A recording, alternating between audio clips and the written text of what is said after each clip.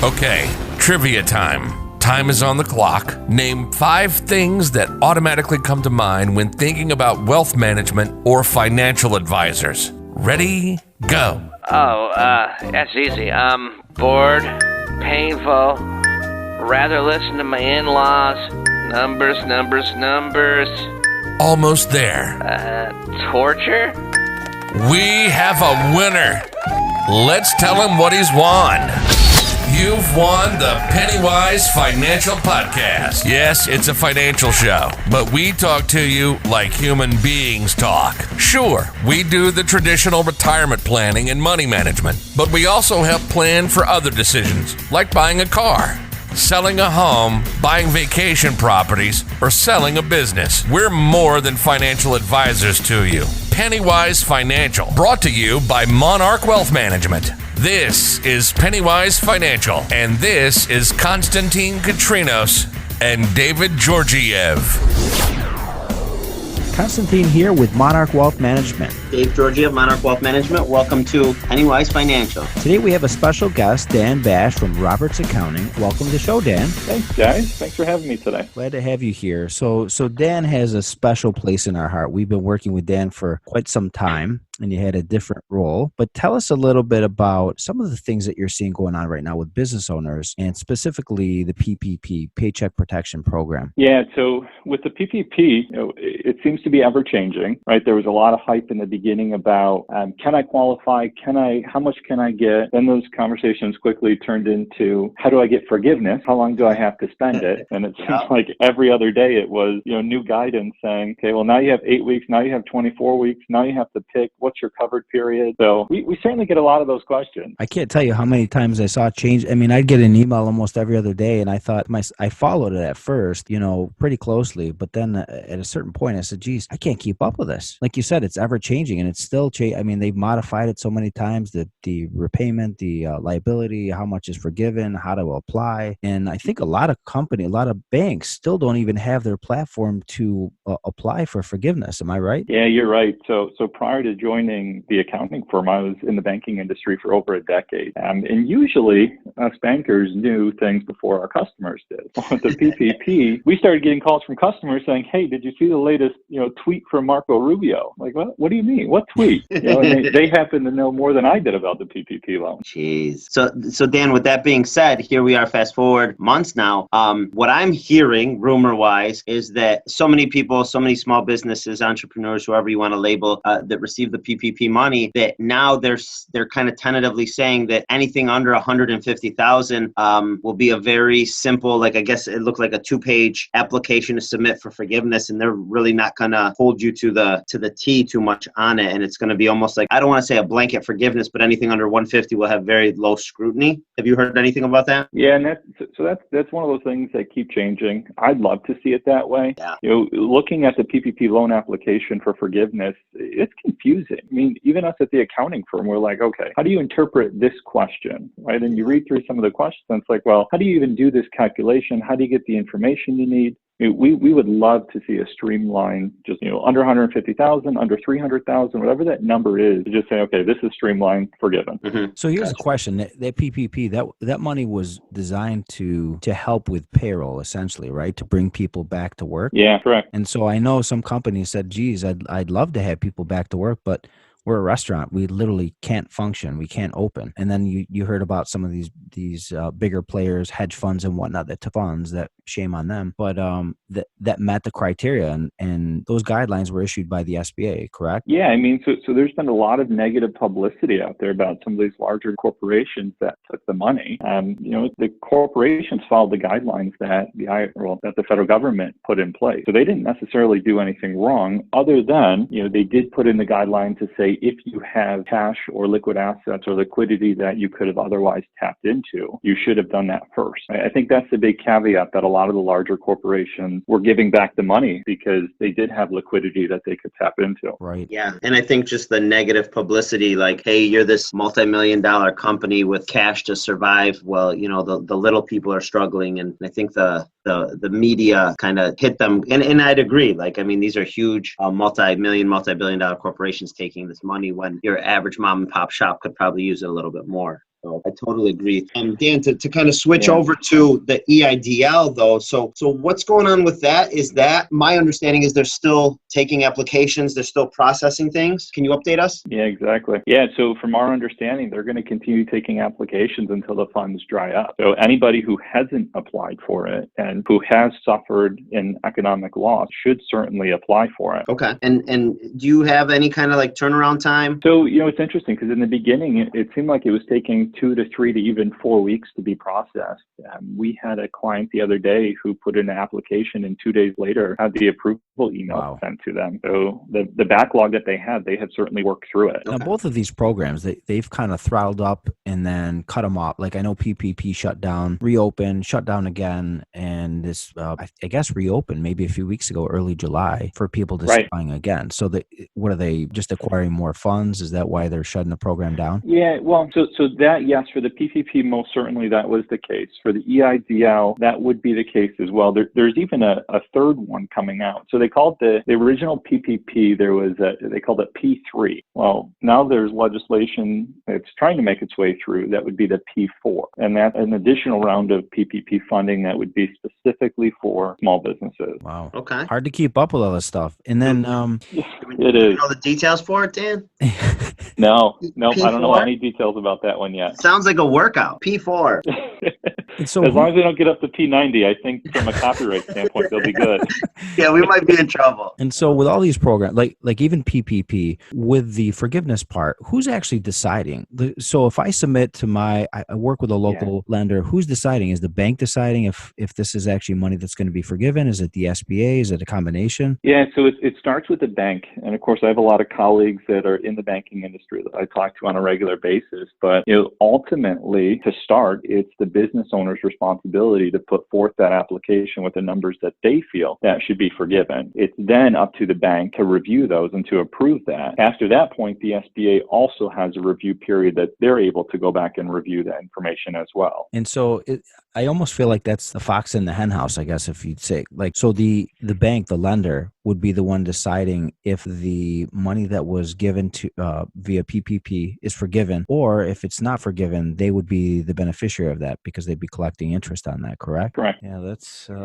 Yeah, but I mean, they have guidelines, right? I mean, there's. They do, and it's pretty black and white, So at the beginning of it, we got a lot of phone calls from customers saying, "How do I calculate forgiveness?" Right? This is during that 8-week period, right? And how do you calculate the covered period, which is a little bit different? But then, as it got pushed out to 24 weeks, the calls to us dwindled down because at that point, now instead of this compressed 8-week cycle, we now have 24 weeks to spend this money. In my opinion, it would be very rare that a company is not fully forgiven, unless for some reason they shut down, close their doors. But I mean, these companies should be able to spend this money within 24 weeks. Wow. Yeah, if you can't do that in 24 weeks, then you probably shouldn't have taken the money to begin with, quite honestly. Right, exactly. Yeah, unbelievable. It's a pretty powerful injection of capital. Yeah. It truly is. And this was something that, although it was kind of choppy when it got put into place, this saved so many business owners. I don't know where, you look at the rate of businesses that fail on an annual basis. You throw a pandemic like this into the mix. If it wasn't for this injection of capital, they'd be closed. Yeah, for sure. Totally agree. And regardless of like what our political opinions might be,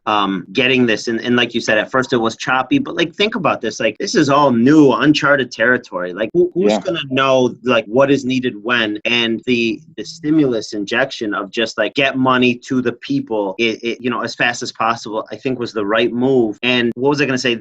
I think I've said this in other podcasts. This is the first time, because I remember 2008 and the big crash and all that craziness. This was the first time, honestly, and again, regardless of politics, this was the first time I've seen money actually come into the hands of the working class people. Like 2008, they're busy bailing out AIG and all these huge firms. This actually, like, we receive PPP money. All of my friends that own businesses receive PPP money, and they're talking about the EIDL loans. I mean, this is substantial cash flow capital injected into the working man's business. And I couldn't be more proud, I guess, of the decision to do this, because this affected your everyday person. And I think it was a great move. And down the road, will there be repercussions? Obviously, the added debt, of course. Inflation a couple of years from now, I think, will become a serious issue. But let's get through the pandemic first, right? Like, let's not worry about next year or 2 years from now, the problems that might, the repercussions of this that might happen. With all that clarity on exactly. different programs, let's take a quick break and we'll be right back with the show. Are you a business owner looking to outsource your CFO responsibilities? There's only so many hours in the day. In the past, you could either hire a CFO internally or try to manage your business to do the other stuff when you had the time. Roberts Accounting offers the kind of support you need to get it done right and efficiently. They can help you save time and money with tax compliance, structuring your business the right way, HR, payroll, and a number of other duties you just don't have the time or expertise to handle. Reach out to Dan Basch, the CFO of Roberts Accounting at rockco.com. That's RAC-co.com, RAC-co.com, or give them a call at 585-454-8780.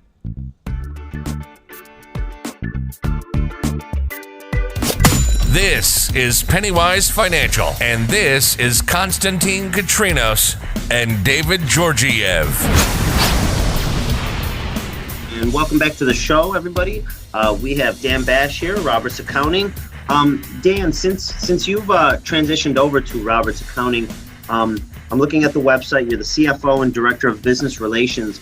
Could you just kind of take just a couple seconds and just talk about some of the specific things that you do as part of the company? Yeah, absolutely. So with having over a decade in the banking industry, more specifically in commercial lending, commercial real estate lending, I've had the pleasure of working with, hundreds of companies over the years. I've got to see, businesses at the startup point, businesses at the sell-off point, succession, exit. I've got to see it all. So the good majority of what I'm working on is what we call business advisory services, which is just that, advisory services. Okay. And when you look at some of when you're working with the businesses, I guess what avenues do you gear towards, or what are the parts of working with businesses that you like the most? Like what aspect of it? Business owners, they all have one thing in common, and in my opinion, that's passion. Every business owner I work with, every startup I work with, they do it because they have a passion for what they're doing. So to me, it's energizing to work with these companies. It's much different than an individual coming in for a tax return. This is a business customer who's coming in who really enjoys and loves what they do and want to see what they do grow. Absolutely. So Dan, it sounds like your role is very consultative, and you actually had the luxury of working on the other end of things where you were coming up with solutions, maybe sometimes a little bit more unique than others, depending on what the needs of the business owner were, as far as lending and capital and access to that. How are things the same or different with your new role in providing consultation on the other end, where you're not providing the actual solution itself? Yeah, that's a great question. So I had a conversation with somebody about this the other day.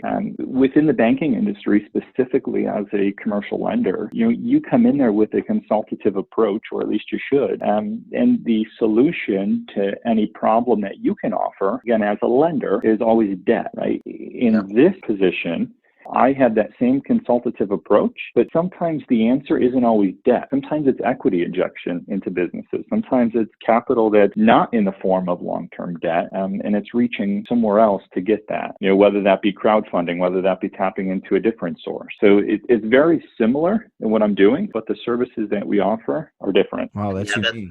I was just going to say, that's what I love about it, is because now it's from a consultative world. You can tell them, obviously you did this even when you were at the bank or credit unions, but you can tell a client like what you believe they need, but the solution isn't always that. And I'll just go on to say that the relationships that you build, in my opinion, are second to none. And just seeing how important a relationship is, as far as banking relationship, financial advisor, CPA, attorney, like having that relationship where you can trust the person giving you this advice, so crucial. And I think, Dan, you do that better than most, and we tip our hats to you. That's why we've, as long as you were working for a bank or credit union, we were going where you were because of that relationship. So I think that'll be the case, obviously, as you continue into the CPA world and just how you can help people. I think people can see that your purest intent is to help that person or that business. Dan, I'm curious. How did things change for you with COVID as far as how you're providing that advice, that guidance? I know in person is kind of limited. And then how has it changed the way that you're actually helping people with solutions? I'm sure the their problems or issues, their challenges are a little bit different today? Yeah, so in the banking industry, we were essential. In the accounting industry, we're essential, right? Everybody has to pay their taxes. The approach in how we connect with people is a little bit different. So obviously now using technology, using Zoom, using more conference calls is something I've had to get accustomed to, because as you're building relationships, to me, there's nothing more important than being able to go and shake someone's hand, look them in the eyes, and actually have a conversation face to face. So this has been a bit of a learning curve for everybody, and it's going to continue this way. I mean, you look at the pandemic spreading across all the other states, you got travel restrictions, bans. Yeah, this is the new normal. Yeah, crazy. Absolutely. And I guess the other question I was curious about is there like a niche kind of market that you work with? Is there a certain type of business owner, or is it just kind of broad in nature? It's broad. We do a lot of outsourced CFO work, which is a great tool. It's becoming more and more popular, I'd say probably over the past decade. As, again, we talk about passion. A lot of these business owners want to grow their business. Sometimes they don't have the answers. They enter into some sort of fixed price agreement or retainer with us or with another accounting firm, where we come in and we do just that. We do that consultative approach. We help them grow their business. One of the biggest things we're talking about right now is liquidity. I mean, you go through a pandemic like this, and thankfully we talked about a little while ago the injection of capital from the federal government. But if we hit a second wave of this, and if there's not any capital injection, whether it be from the government or from you individually, our biggest thing right now is understanding what the liquidity needs are for the company and how can they survive through this. Yeah, absolutely. Yeah, that makes sense. Let's take a quick break and we'll be right back with the show. Are you a business owner looking to outsource your CFO responsibilities? There's only so many hours in the day. In the past, you could either hire a CFO internally or try to manage your business to do the other stuff when you had the time. Roberts Accounting offers the kind of support you need to get it done right and efficiently. They can help you save time and money with tax compliance, structuring your business the right way, HR, payroll, and a number of other duties you just don't have the time or expertise to handle. Reach out to Dan Basch, the CFO of Roberts Accounting, at rockco.com. That's RAC-co.com, RAC-co.com, or give them a call at 585-454-8780.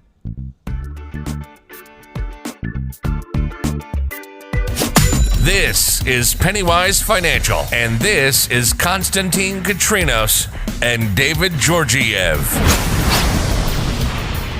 Welcome back to the show. We have Dan Basch here joining us from Roberts Accounting. Thanks again, Dan, for joining us. We touched on PPP, EIDL, and the current landscape we're in with COVID. I want to talk about how you help businesses. We talked mainly about business owners that are existing, that need funds and different avenues of help. But let's talk about how you help a startup company, because there's a lot going on. I can tell you, when Dave and I started the firm back in 2014, there was a lot of moving parts. And as a small business owner, you wear a lot of hats. What do you guys do at your firm to help startup companies? Yeah, so with startup companies, with them coming in, I mean, right off the bat, we'll help with formation of corporate entities. We'll help with sales tax. We'll help set up payroll. We'll help set up all of those initial things that most new business owners are confused about. Maybe they don't know they need it. Maybe they heard they need it. We start with that initially, but then we get into more of those advisory services. And the number one question I like to ask is, what's your exit strategy, right? You're getting into the business, but 5 years, 10 years, 15 years down the road, do you want to be owning the company still? Do you want to be working in the company? What's going to happen to the company? Where do you want it to go? And ultimately, how are you going to get out? It seems funny you're starting the business and you're talking about an exit, but that's probably one of the biggest things people overlook, would you say? Absolutely. I mean, when you talk about a startup company, a lot of people will bootstrap it, right, financially. A lot of people will obtain debt, but what a lot of people don't know is one of the most important financial statements of your business is your balance sheet, right? Your profit and loss tells you a point in time this particular year, how profitable you were. Your balance sheet, on the other hand, tells you how profitable you were since inception. And you talk about exit strategies, and if I want to sell the company 10 years from now, if you get a valuation, the valuation analyst is going to be looking at your balance sheet, not your profit and loss statement. How many times do you meet with business owners, and I know this happens with Dave and I, where they say, geez, if I could have gone back and done this, or if I could have done X, I would have been better prepared for either tax or an exit. It's got to happen quite a bit. Yeah, and the shift in the accounting, I guess, consultative approach is that we're working more towards fixed price agreements, where we're going to be, we talked a little bit about outsourced CFO, where we're coming in and saying, we want to come in monthly, we want to come in quarterly, we want to come in every other month, and we want to help you get your business to where you want it to be. And a lot of those conversations pay off over time when 2, 3, 4 years down the road, the company looks a lot different after engaging in an outsourced CFO versus if they by themselves took the business in their own direction. I mean, as small business owners, we know our trade well. We don't know accounting, we don't know tax, we don't know legal. There's a lot of areas we don't know. And so that sounds like it could be quite useful for a startup. There's a lot of moving parts for sure. And sometimes it's these people's first shot at opening a business, their first try, if you will, and they're going to make mistakes and forget things. So that's quite useful. Let's talk about on the other end of the spectrum. So we have an established business, maybe looking to exit or possibly just from a valuation perspective, understand a little bit for retirement planning. What do you do? What services do you offer to help business owners out that are existing maybe on the tail end of things? I guess I'll have to ask you to rephrase it. So what specifically are you looking for? So if you have a business owner that maybe is looking to sell, a sale is on the horizon in the next 5-10 years, or perhaps retire. Like any sort of like a business valuation? Yeah, I mean, so there's a number of things that we'll look at. We mentioned the balance sheet. If part of those questions that we ask of what's your exit strategy, that helps us kind of frame our mind in terms of what we need to do going forward. If it's something that you're going to want to sell in 5 or 10 years, we're going to drill hard into that balance sheet to make sure from a leverage standpoint, the company's not over levered. It's in a good position for, any sort of M&A activity. The last thing somebody's going to want to do is buy a business that is levered to the hills and has more debt than they have cash flow coming in.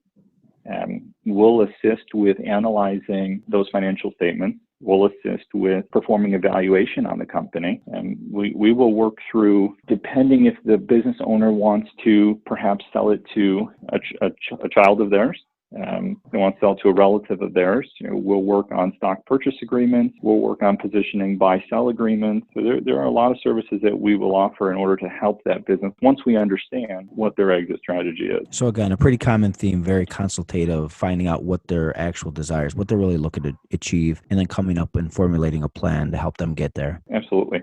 Dan, I guess I have a question for you, kind of breaking away from this a little bit, just overall, as obviously this is an election year, and a lot, obviously the protesting, there's just a lot of craziness going on. How do you see the overall economy, and again, taking it away from like the CPA world, just your opinion, I guess, how do you see the overall economy, today and over the next 6 to 12 months shaping up with everything just going on economically speaking? Yeah, I think it's really going to depend on whether or not we truly fall into a second wave of this pandemic.